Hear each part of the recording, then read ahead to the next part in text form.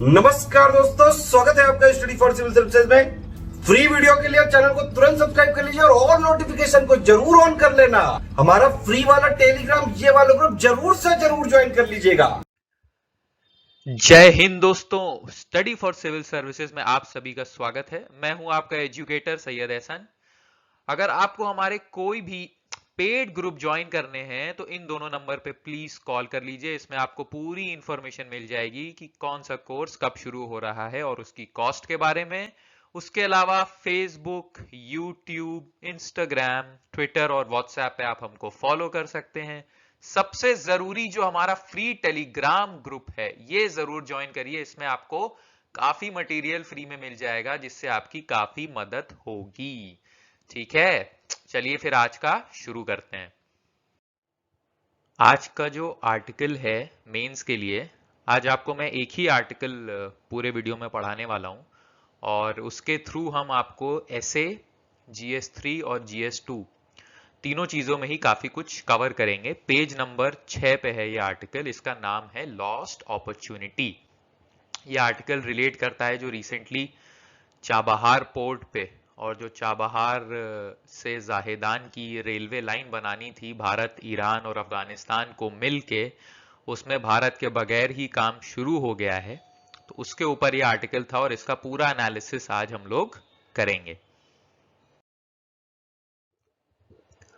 तो देखिए, सबसे पहले इसको मैप के थ्रू समझने की कोशिश करते हैं। पूरा ही जो आगे मैंने आपको पॉइंट्स दे रखे हैं 3-4 स्लाइड्स में, उन सारे पॉइंट्स का जो सार है, जो क्रक्स है, वो आपको यहीं पे मैं समझाने की कोशिश करूंगा। ठीक है, तो पहली चीज तो ये देखिए कि चाबहार पोर्ट ये रहा, ठीक है, और ये रहा मुंबई, ठीक है, और ये है आपका ग्वादर पोर्ट जो कि पाकिस्तान में आता है। ठीक है, तो चाइना के कुछ इन्वेस्टमेंट्स थे जो ऑलरेडी ग्वादर पोर्ट को वो डेवलप कर रहे हैं, और धीरे धीरे अगर चाइना कहीं पे कुछ भी डेवलप कर रहा है तो उसको आप डी फैक्टो मान लीजिए कि वो चाइनीज मिलिट्री बेस बन जाएगा।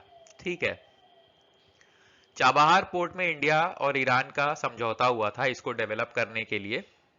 तो इससे इंडिया जो था पाकिस्तान को बाईपास करके, ठीक है, अगर हमको अफगानिस्तान या सेंट्रल एशिया में जाना होता था तो हमको पाकिस्तान के थ्रू, चाइना के थ्रू तो भूल ही जाइए, इधर से तो जा ही नहीं सकते, तो पाकिस्तान के थ्रू ही जाना पड़ता था। तो चाबहार पोर्ट जब अपना समझौता हुआ कि इसको डेवलप करेंगे, इससे आपकी इकोनॉमी, ट्रेड और स्ट्रेटेजिक, इससे भारत और ईरान की दोस्ती भी बढ़ती। तो ईरान का जो इन्फ्लुएंस है इस रीजन में काफी स्ट्रांग होता है। तो अगर इन दोनों देशों की दोस्ती बढ़ती तो वो आपका पाकिस्तान और चाइना के एंगल को काउंटर करता। ठीक है, तो इस चाबहार पोर्ट एग्रीमेंट जो था 2003 में हुआ था और 2016 में अफगानिस्तान, ईरान और भारत ने मिलके एक ट्राइलैटरल एग्रीमेंट साइन किया था जिसके तहत एक रेलवे लाइन बननी थी चाबहार से जाहेदान। एक शहर है बॉर्डर के जस्ट अक्रॉस, जैसे ये बॉर्डर है अफगानिस्तान का, इसके जस्ट यहीं कहीं पे वो शहर है जाहेदान।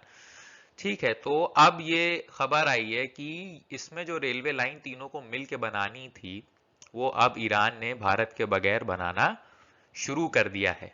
ठीक है, तो मतलब एक तरह से इंडिया का उसमें जो समझौता था वो आगे नहीं जाएगा। उसका डिफैक्टो ये मतलब है कि जो पूरा चाबहार पोर्ट का प्रोजेक्ट है, अगर आप उसके एक अंग से हट रहे हैं मतलब आप पूरे प्रोजेक्ट से ही हाथ धो बैठेंगे बहुत जल्दी।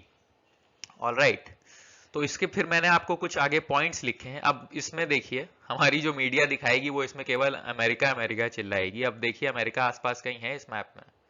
आप मैप देखिए, वर्ल्ड जियोपॉलिटिक्स जो होती है, दूर दूर तक यहाँ पे कहीं अमेरिका नहीं है। ठीक है, ये रहा चाइना दुश्मन, पाकिस्तान दुश्मन, ठीक है, नेपाल नया दुश्मन, बांग्लादेश कभी भी बन जाए दुश्मन, श्रीलंका हाफ दुश्मन।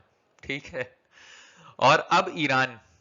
ठीक है, और अभी ईरान और चाइना की एक नई स्ट्रेटेजिक पार्टनरशिप भी अनाउंस हुई है, तो वो एंगल भी हम लोग आगे इसमें कवर करेंगे। ऑलराइट, तो अब देखिए इसमें आपको मैं पूरा बताऊंगा कि कैसे इसको रिलेट करके लिखना है। आप लोग पूरा वीडियो ध्यान से सुनिए तो आपको इसमें काफी इंटरेस्टिंग एनालिसिस मिलेगा और निबंध इसमें आएगा लिखने को। इस साल जरूर इंटरनेशनल रिलेशंस पे एक निबंध आ सकता है अलग अलग स्टेट PCS और UPSC में, उसमें भी हम आपको इसमें बताएंगे कि कैसे इसको आप लिखने के लिए अप्रोच करेंगे। ऑलराइट, चलिए देखिए पहला जो इसमें की पॉइंट है, लॉस्ट अपॉर्चुनिटी। आर्टिकल का नाम मैंने फिर से यहाँ पे लिख दिया है। कल एक कमेंट आया था कि सर आर्टिकल का नाम तो की पॉइंट्स में रहता ही नहीं है, तो पता कैसे चलेगा।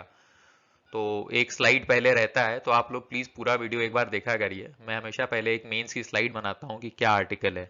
ऑलराइट, तो चाबहार पोर्ट प्रोजेक्ट, कुछ कुछ पहले फैक्ट्स आप देख लीजिए जो इसमें थे।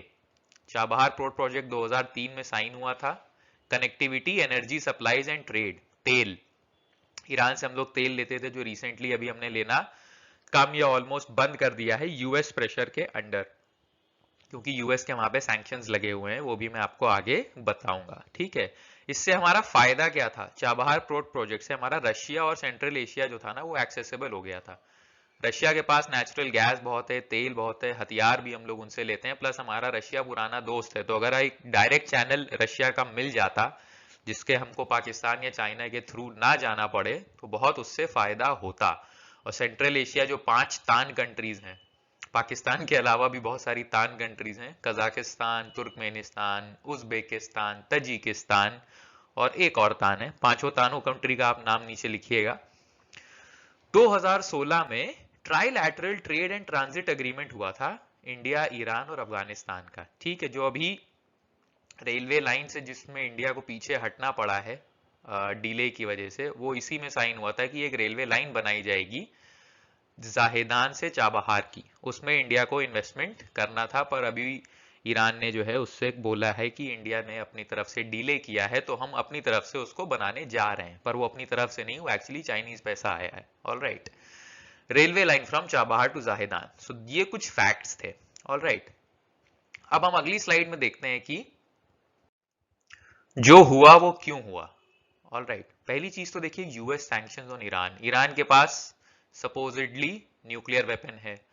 यूएस, अगर किसी ऐसे देश के पास न्यूक्लियर वेपन हो जिससे यूएस को लगता है कि मुझे खतरा है, तो वहां पे यूएस पूरी दुनिया को उसके खिलाफ करने में तुरंत लग जाता है। ऑलराइट, और सैंक्शंस लगाने की कोशिश करता है। ईरान के प्रेसिडेंट ने अभी माना भी कि हमारे ऊपर सैंक्शन से बहुत नुकसान हो रहा है। तो यूएस सैंक्शन जो ईरान पे हुए और जो इंडिया चाइना एंगल बन रहा था, उसमें ऑब्वियसली इंडिया यूएस की दोस्ती को पहले आगे रखा गया। तो अगर कोई देश से यूएस अपना हाथ धो रहा है और अगर उनको सपोर्ट की जगह उसके खिलाफ हो रहा है, तो स्ट्रेटेजिकली हम लोग की तरफ से एक अनश्योरिटी थी, इंडिया की तरफ से एक अनश्योरिटी थी और डिलेड रिस्पॉन्स था इस प्रोजेक्ट में पैसा लगा के और जल्दी आगे बढ़ने के लिए। ठीक है, तो उसकी वजह से ये जो हुआ है वो हुआ। ठीक है, और जो एक और चीज है, चाइना ईरान स्ट्रेटेजिक पार्टनरशिप, बहुत ही रिसेंटली $400 बिलियन, ठीक है, कई हजार करोड़ों में आएगा ये फिगर इंडियन रुपीस में, $400 बिलियन की स्ट्रेटेजिक पार्टनरशिप शुरू हुई है चाइना और ईरान की। तो सीधे सीधे ये समझ में आ रहा है कि चाइना और ईरान जो है अब एक दूसरे के करीब आने वाले हैं। और इतने पैसे पे जो उनकी पार्टनरशिप है, करीब 25 साल की स्ट्रेटेजिक पार्टनरशिप है। चाइना को अगर आप, चाइना की कोई भी फॉरेन पॉलिसी अगर आप देखें या उनका कोई भी इकोनॉमिक पॉलिसी भी देखें, तो उससे ये साफ समझ में आता है कि China does not think short term. China जो है इंटरनेशनल रिलेशंस में एटलीस्ट कुछ भी अगले साल या उसके अगले साल या अगले 5 साल का नहीं सोचता। चाइना लंबा सोचता है कि 20-25 साल में मैं कैसे एडवांटेज घेरूंगा। तो चाइना को पता है कि अगर वो ईरान को पूरी तरह से अपनी तरफ दोस्ती में लाएंगे, तो अभी आपको पता है कि पाकिस्तान, ईरान और चाइना तीनों ही इंडिया को पूरे नॉर्थ से कवर करते हैं। राइट, पहले इमीडिएट नेबरहुड में पाकिस्तान है, फिर ईरान है। तो अगर ईरान और चाइना की दोस्ती बढ़ेगी तो बाय डिफॉल्ट पाकिस्तान के पास कोई ऑप्शन है ही नहीं, क्योंकि दोनों ही ये देश उससे बहुत आगे हैं हर तरह से, पैसों के मामले में, टेक्नोलॉजी के मामले में और रिसोर्सेस के मामले में। ठीक है, और ये काफी पोटेंट क्या बोलते हैं इम्पैक्ट होगा इसका, अगर चाइना और ईरान एक दूसरे के बहुत करीब आ जाते हैं तो। अब देखिए अगली स्लाइड में मैंने आपको कुछ एडिशनल पॉइंट्स देने की कोशिश की है। देखिए इसको अगर हम एनालिसिस करें, पूरी इस चीज का जो ये हुआ है, जो हमारा धीरे धीरे कंट्रोल हट गया है या हमारे रिस्पांस की वजह से जो चाबहार पोर्ट और रेलवे लाइन में हम लोग अब इन्वेस्टमेंट नहीं कर रहे हैं, उस प्रोजेक्ट से हम लोग बाहर हो गए हैं, तो बेसिकली ये it is a big loss for India. Media आपको कुछ भी समझाए, strategically it is a very very big loss for India. Bharat के लिए ये बड़ा नुकसान है, स्ट्रेटेजिक भी है और इकोनॉमिक भी है। ऑब्वियसली तेल अगर आपको कहीं से मिलता था, अगर आप वो अब कहीं और से लें तो जरूरी नहीं कि आपको वहां दूसरी जगह से तेल सस्ते में मिल जाए, आगे चल के वहां और कोई बात हो जाए तो वो महंगा भी हो सकता है। इंटरनेशनल रिलेशंस रिक्वायर फार साइटेडनेस, दूरदर्शिता की आवश्यकता होती है इंटरनेशनल रिलेशंस में, ठीक है। देखिए डोमेस्टिक पॉलिटिक्स की हम लोग को अभी और मीडिया से इतनी आदत पड़ गई है कि आज यहाँ पे सरकार बदली, कल वहां कुछ हुआ, 2 महीने 3 महीने में तख्ता पलट होते रहते हैं। इंटरनेशनल रिलेशंस में यही चीज एक देश को काफी पीछे ले जाती है, क्योंकि वहां पे एक इमेज अगर बन जाती है आपकी अनस्टेबिलिटी या इंस्टेबिलिटी की, तो उसको हटाना बहुत दूर हो जाता है। 1962 वॉर के बाद इंडिया को सीरियसली लेना बंद कर दिया गया था अंतरराष्ट्रीय स्तर पे, जब तक 91-92 रिफॉर्म्स नहीं आए थे। तो 30 साल के बाद ही हम लोग अंतरराष्ट्रीय स्तर पे एक कंट्री ऑफ पावर की तरह सोचे जाने लगे या दोबारा से सोचे जाने लगे। ऑल राइट, जो और इंपॉर्टेंट है आपका GS2 में, entire neighbourhood is under Chinese influence, ठीक है। पूरा नेबरहुड अब देखिए चाइनीज इन्फ्लुएंस में आ गया। श्रीलंका में चाइना का पोर्ट है, पाकिस्तान में चाइना का पोर्ट है, बांग्लादेश में इन्वेस्टमेंट है, नेपाल को शुरू कर दिया है। एक और जो चीज अब चाइना शुरू कर रहा है कि मान लीजिए इंडिया के पास बहुत सारा पैसा होता, ठीक है, और चाइना में हम अंदर से चाइना को तोड़ने की कोशिश करते, ठीक है। आप गिन के आज बता सकते हो कि चाइना में आप किसको पैसा दो कि वो वहां की सरकार को या वहां के कुछ लोगों को ऐसे इन्फ्लुएंस करे कि वहां की सरकार पे प्रेशर पड़े या वहां इंटरनल टर्मोइल हो? नहीं बता सकते आप।